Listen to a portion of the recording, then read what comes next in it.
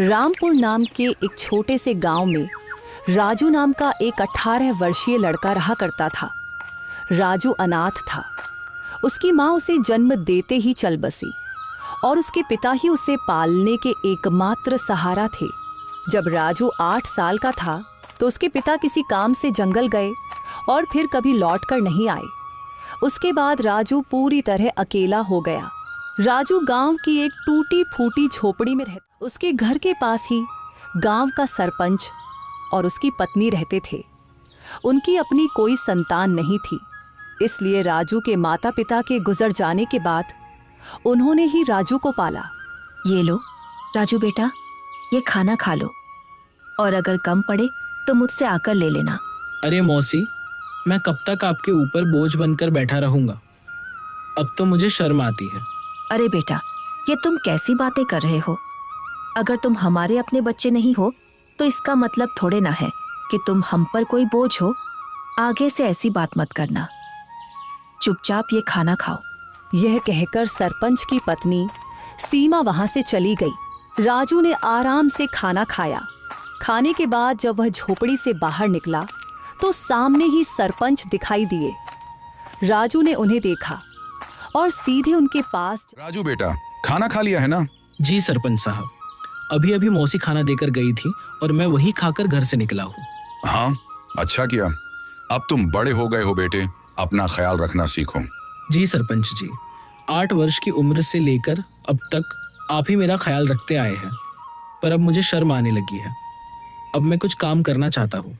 इसमें शर्म की क्या बात है बेटा? हमने तो हमेशा तुम्हें अपना ही माना है। लेकिन अगर तुम्हारा मन फिर भी कुछ करने का है तो सुनो, गांव के पास वाला जंगल अब पहले जैसा खतरनाक नहीं रहा। चाहो तो वहां जाकर लकड़ियां काट सकते हो या शहद इकट्ठा कर सकते हो। जी सरपंच जी, मैं कल ही जंगल जाऊंगा। अब समय आ गया है कि मैं अपने लिए और आपके लिए कुछ। अगले दिन राजू एक कुल्हाड़ी लेकर जंगल की ओर चल पड़ा। कुछ ही देर में वह जंगल पहुंच गया। जंगल में कदम रखते ही उसने सोचा, कुछ भी कहो, सरपंच जी ने बचपन से लेकर अब तक मेरी बहुत मदद की है। अब समय आ गया है कि मैं अपने पैरों पर खड़ा होकर दिखाऊं और अब मैं उनकी सेवा करूं ताकि उन्हें अपनी संतान की कमी महसूस ना हो और वे हमेशा खुश रहे। अभी राजू ये सोच ही रहा था कि अचानक उसकी नजर एक कोयल पर पड़ी जो उसे बड़े ध्यान से देख रही थी। अरे, यह कोयल मुझे इतनी गौर से क्यों देख रही है? इसका आकार तो बाकी कोयलों से बड़ा है और देखने में भी यह कुछ डरावनी लग रही है। राजू ने अभी इतना ही कहा था कि तभी कोयल उड़ती हुई उसके पास आ गई और इंसानी आवाज में बोली, मैं तुम्हें भली भांति पहचानती हूँ। तुम्हारा नाम राजू है और तुम मोहन के बेटे हो। कोयल को बोलते हुए देखकर राजू बहुत डर गया और बोला, ये कैसे मुमकिन है? तुम तो कोयल हो, फिर इंसानी आवाज में कैसे बात कर रही हो? शायद ये मेरी आंखों का धोखा है। भला कोई कोयल इंसानों की तरह बोल सकती है? नहीं, यह तुम्हारी आंखों का धोखा नहीं है। मैं सचमुच बोलने वाली कोयल हूँ। असल में मैं भी कभी इंसान थी, लेकिन एक तांत्रिक ने मुझ पर श्राप दे दिया और मैं कोयल की शक्ल में बदल गई। मैं तुम्हारे पिता के रहस्यों के बारे में सब कुछ जानती हूँ। वे कुछ समय पहले जंगल गए थे और फिर कभी वापस नहीं आए। अरे, न जाने कौन हो तुम। मैं ऐसे कैसे तुम्हारी बात पर विश्वास करूं? कभी सोचा है तुमने? तुम पिछले कई वर्षों से बिना पिता के रह रहे हो, लेकिन गांव में कोई भी तुम्हारे पिता के बारे में बात नहीं करता। तुम्हारी कोई मदद नहीं करता सिवाय तुम्हारे गांव के सरपंच के। लेकिन मैं तुम्हारे पिता के बारे में सब कुछ बता सकती हूँ। तुम्हारे पिता अभी जिंदा हैं और मुझे यह भी पता है कि वे कहाँ हैं। अच्छा तो बताओ, मेरे पिता कहाँ हैं? मैं उनसे मिलना चाहता हूँ। मैं तुम्हें जरूर बताऊंगी, मगर उससे पहले तुम्हें मुझे इस श्राप से मुक्त कराना होगा। राजू को न जाने क्यों उस कोयल से डर महसूस होने लगा। अरे, मुझे तो लगता है कि यह कोई राक्षस है जो मुझे अपने जाल में फंसा रहा है। इससे पहले कि यह मुझे नुकसान पहुंचाए, मुझे यहाँ से भागना होगा। यह सोचते ही राजू तेजी से गांव की ओर और कुछ ही पलों में अपने घर पहुंच गया। घर पहुंचकर राजू हांफते हुए बोला, अरे बाप रे, ये जंगल तो बहुत खतरनाक है। यहाँ तो जानवर भी इंसानों की तरह बातें करते हैं। मुझे तो लगता है कि वह जरूर कोई राक्षस था। मैं अब कभी उस जंगल में। अभी राजू ये सोच ही रहा था कि उसी समय सरपंच की पत्नी उसके लिए खाना लेकर आ गई। और राजू को घबराया हुआ देखकर वह बोली, अरे राजू बेटा, ये घबराए हुए क्यों हो? और तुम्हें पसीना भी आ रहा है। सब खैरियत तो है ना? कुछ नहीं मौसी, बस थोड़ा सा सिर दर्द हो रहा था।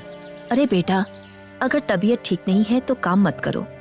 लो, पहले ये खाना खा लो और थोड़ा। राजू ने मौसी से सर दर्द का बहाना बनाकर सच्चाई छिपा ली। मौसी ने ज्यादा सवाल नहीं किए, बस खाना उसके हाथ में दिया और धीरे से कमरे से बाहर चली गई। राजू ने खाना खाया और सो गया। अगली सुबह जब राजू नींद से जागा तो उसके मन का डर समाप्त हो चुका था। वह अपने आप से बोला, अरे शायद मैं कल उस कोयल को बातें करते देखकर कुछ ज्यादा ही डर गया था, लेकिन अगर सोचूं तो उसकी बातों में सच्चाई नजर आती है। वह कोयल मेरे पिताजी के बारे में जरूर कुछ जानती है, और यह भी सच है कि गांव में कोई मेरे पिताजी के बारे में बात नहीं करता। जब भी मैंने सरपंच जी से अपने पिताजी के बारे में पूछा, उन्होंने हमेशा बात टाल दी। बस इतना ही कहा कि मेरी माँ जन्म देते ही चल बसी और मेरे पिताजी कई साल पहले जंगल गए थे, जो फिर कभी वापस नहीं आए। मुझे उस जंगल में जाना चाहिए और उस कोयल को ढूंढकर अपने पिताजी के बारे में पूछना चाहिए। यह कहकर राजू जंगल की ओर चल पड़ा। कुछ ही देर में वह जंगल के उसी स्थान पर जा पहुंचा जहां कल उसे वह कोयल मिली थी। वह कोयल वहां पहले से ही मौजूद थी और राजू को देखकर उड़ती हुई सीधा उसके पास आ गई। मुझे पता था कि तुम जरूर आओगे, क्योंकि तुम भी अपने पिताजी मोहन की तरह ही बहादुर हो। मैं सिर्फ इसी वजह से आया हूँ क्योंकि मुझे अपने पिताजी से मिलना है। तुम कह रही थी कि तुम मेरे पिताजी के बारे में जानती हो, तो बताओ मेरे पिताजी कहाँ हैं? मुझे उनसे मिलना है। कल मैंने कहा था कि इसके लिए पहले तुम्हें मुझे इस श्राप से मुक्त कराना होगा, लेकिन तुम चिंता मत करो, मैं तुम्हारी मदद करना चाहती हूँ। तुम मुझे अपना दोस्त समझो। मैं जानती हूँ कि तुम बचपन से ही गरीबी से जूझ रहे हो और कभी-कभी इस बात पर तुम्हें शर्म भी आती है। यह सुनकर राजू उदास होकर बोला, हाँ, तुम बिल्कुल सही कह रही हो। मैं सचमुच गरीब हूँ। बचपन से ही सरपंच जी और उनकी पत्नी ने मुझे पाला है, लेकिन अब हर वक्त उन पर बोझ बनकर रहना मुझे अच्छा नहीं लगता। मैं चाहता हूँ कि अब मैं खुद कमाऊं, ताकि वे दोनों चैन से बैठकर खाएं और खुश रहें। अगर तुम चाहो तो मैं तुम्हें धन कमाने का रास्ता दिखा सकती हूँ। अच्छा, मगर वह कैसे? तुम मेरी मदद कैसे कर सकती हो?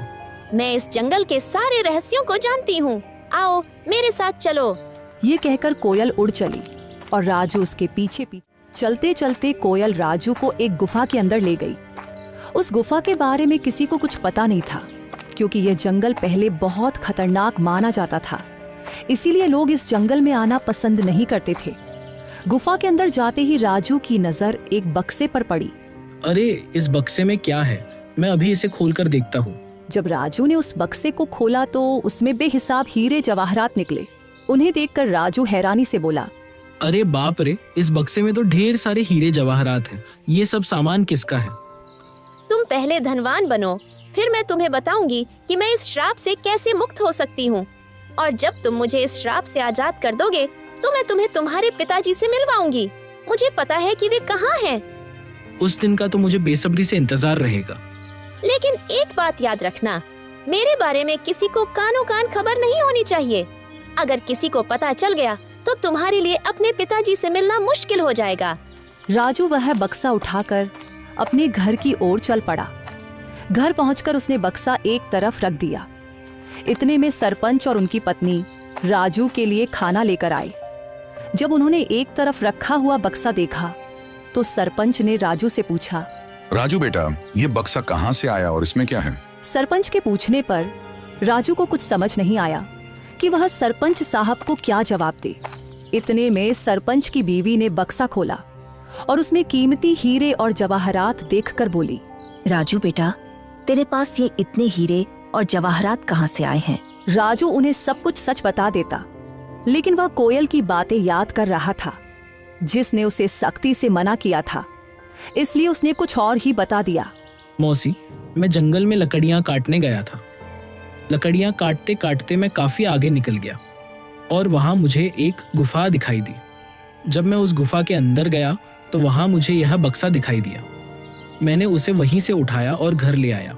राजू, तुमने यह ठीक नहीं किया। हो सकता है ये सारे हीरे जवाहरात बादशाह के हों। शायद उसने इन्हें वहां सुरक्षित रखा था।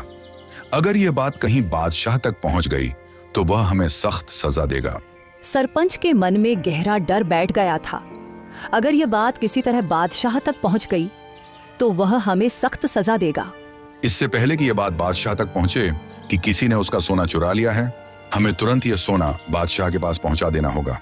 सरपंच की बातें सुनकर राजू ने सोचा, अब सरपंच जी को कैसे बताऊं कि ये हीरे और जवाहरात बादशाह के नहीं हैं?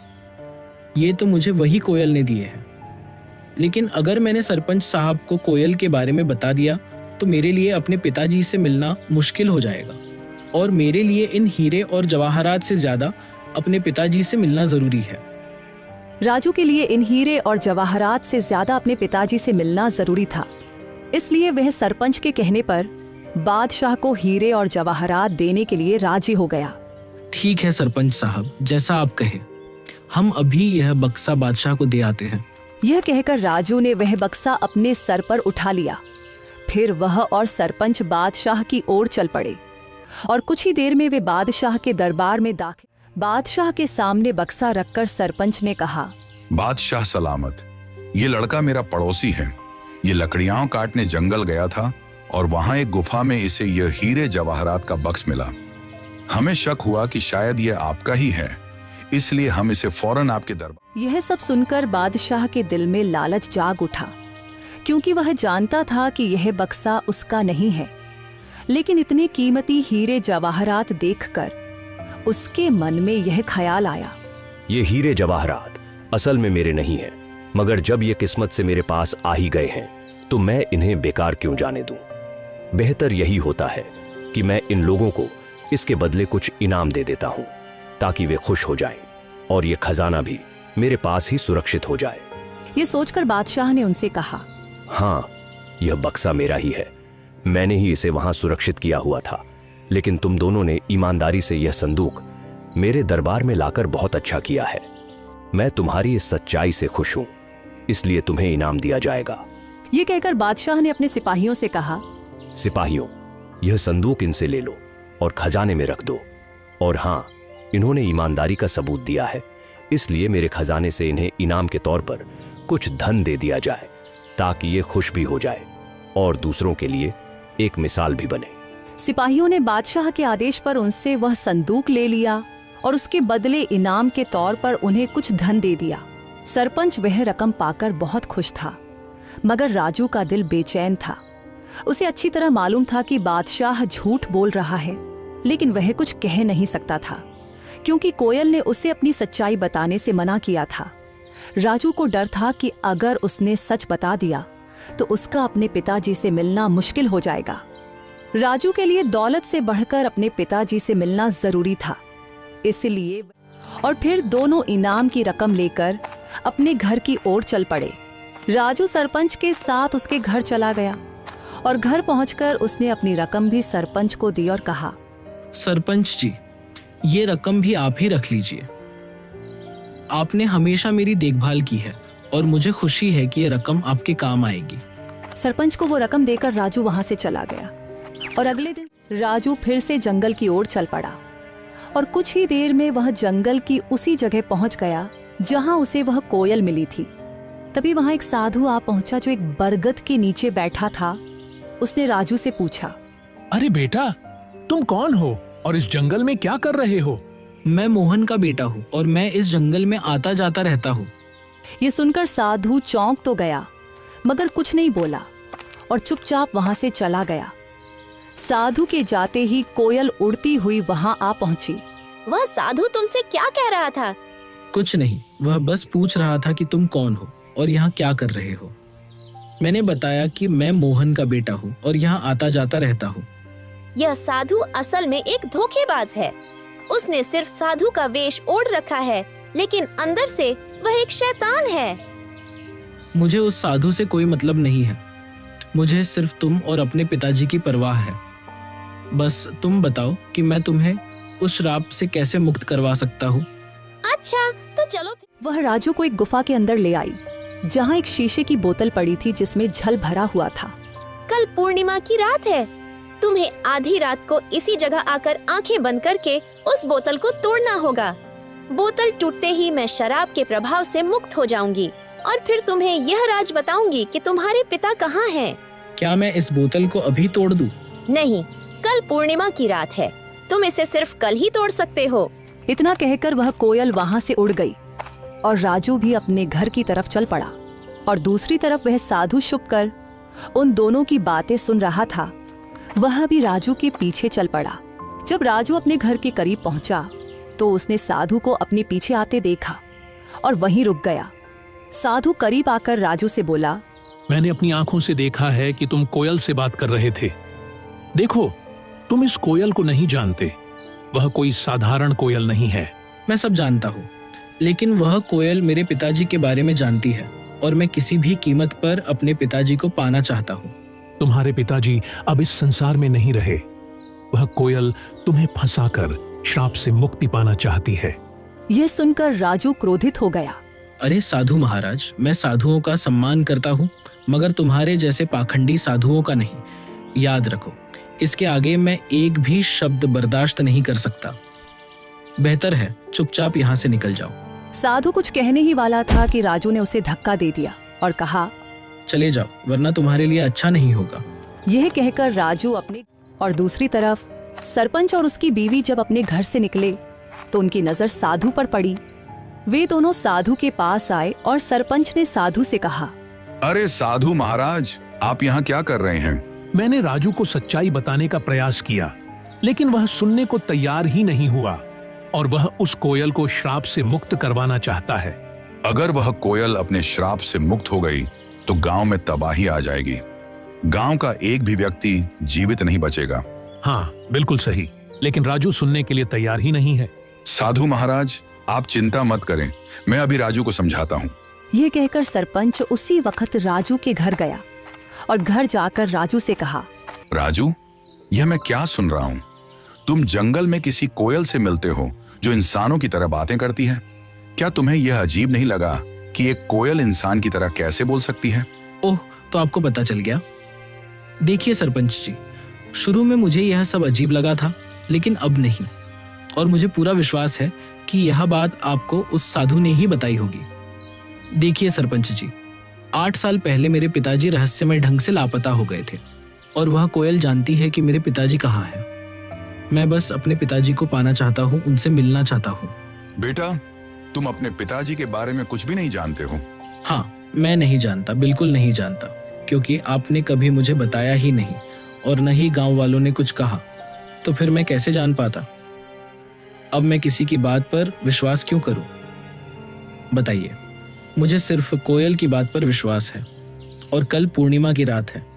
कल मैं उस कोयल को श्राप से मुक्त कर दूंगा और वह कोयल श्राप से आजाद होकर मुझे मेरे पिताजी से मिलवाएगी। इतना कहकर राजू गुस्से में घर से बाहर निकल गया। राजू, मेरी बात सुनो। राजू, रुको। सरपंच ने राजू को आवाजें दी, मगर उसने एक भी न सुनी और घर से निकल। पंच भी घर से बाहर आया और साधु भी घर के बाहर ही खड़ा था। सरपंच ने साधु से कहा, राजू पता नहीं कहाँ गया है। अब हमें कल तक का इंतजार करना होगा और जंगल में जाकर राजू को बोतल तोड़ने से रोकना होगा। अगली रात साधु सरपंच को लेकर जंगल में उस गुफा के पास ले गया और कहा, यही वह गुफा है जहाँ वह बोतल पड़ी है जिसमें उस डायन कोयल की शक्तियां हैं। राजू यहाँ आता ही होगा। हम एक तरफ छुप जाते हैं। यह कहकर वे दोनों गुफा के एक तरफ छुप गए और उसी वक्त राजू वहां आ जाता है। राजू को देखकर वह कोयल उड़ती हुई राजू के पास आई और बोली, यहाँ साधु और सरपंच आए हैं। वे गुफा के एक तरफ चुपचाप खड़े हैं। वे तुम्हें इस बोतल को तोड़ने से रोकेंगे, पर तुम उनकी बात मत मानना। अगर तुम उनकी बात मान लो तो तुम कभी अपने पिताजी से नहीं मिल पाओगे। नहीं, मैं उनकी बात नहीं मानूंगा। ठीक है, तो तुरंत जाओ, वह बोतल उठाकर ले आओ और उसे तोड़ डालो। राजू जल्दी से गुफा के अंदर गया और वह बोतल उठा लाया। जैसे ही वह उस बोतल को तोड़ने लगा तो साधु और सरपंच वहां आ गए। राजू, रुको, इस बोतल को मत तोड़ो। तुम बहुत बड़ी गलती कर रहे हो। नहीं, मुझे किसी भी हाल में अपने पिताजी से मिलना है। राजू, ध्यान से सुनो।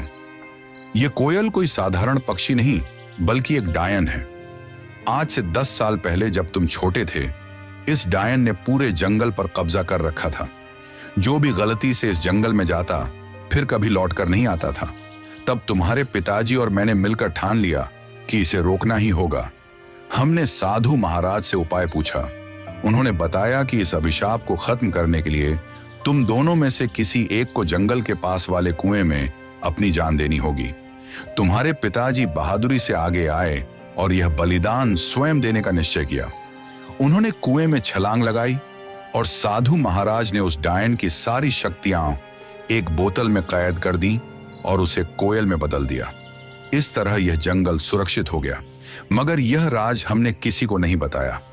गांव वाले कुछ नहीं जानते। ये बात सिर्फ मुझे और साधु महाराज को मालूम थी, इसलिए हमने तुम्हें भी कभी नहीं बताया। लेकिन अगर तुमने ये बोतल तोड़ दी तो ये फिर से अपने असली रूप में आ जाएगी। ये सिर्फ उसकी एक चाल है। ये लोग झूठ बोल रहे हैं। सच्चाई वही है जो मैं कह रही हूँ। अगर मेरे मन में कोई चाल होती तो मैं तुम्हारी मदद क्यों करती? क्या गांव वालों ने कभी तुम्हारी मदद की? नहीं। तुम्हें धन, सामान, हीरे मोती सब मैंने दिए। अब मैं तुम्हें तुम्हारे पिताजी से भी मिलवा रही हूँ। राजू भ्रम में पड़ गया और उसने वह बोतल जमीन पर फेंक कर तोड़ दी। फिर अचानक वह कोयल एक डायन के रूप में आ गई। राजू, तुमने मेरा बड़ा काम आसान कर दिया। अब मैं आजाद हूँ और अब तुम सबकी शामत आ गई है। आज मैं तुम में से किसी को भी जिंदा नहीं छोड़ूंगी। राजू, तुमने बहुत बड़ी गलती कर दी है। अब यह डायन हमें किसी भी हाल में जिंदा नहीं छोड़ेगी। मुझे माफ कर दीजिए सरपंच साहब, मैं उसके बहकावे में आ गया था। क्या अब इसका कोई हल नहीं बचा? इसका बस एक ही हल है कि हमें तुरंत उस कुएं के पास जाना होगा। ये कहकर वे तीनों कुएं की ओर भागे और वह डायन भी उनके पीछे आ गई। वहां पहुंचकर साधु ने कहा, अगर तुम इस डायन से छुटकारा पाना चाहते हो तो तुम दोनों में से किसी एक को उसी कुएं में छलांग लगाकर अपनी कुर्बानी देनी होगी। साधु की बात सुनकर राजू तुरंत बोला, ये मुसीबत मैंने खुद मोल ली है, इसलिए इससे मुक्ति भी मैं ही दिलवाऊंगा। यह कहकर राजू ने कुएं में छलांग लगा दी और अपनी जान कुर्बान कर दी। साधु ने तुरंत डायन को फिर से एक कोयल के रूप में बदल दिया, मगर इस बार उसके पास इंसानों की तरह बोलने की शक्ति भी नहीं रही। सरपंच को राजू के जाने का बहुत दुख था, मगर वह क्या कर सकता था। इसलिए वह घर लौट आया और धीरे धीरे फिर से हंसी खुशी जीवन बिताने लगा।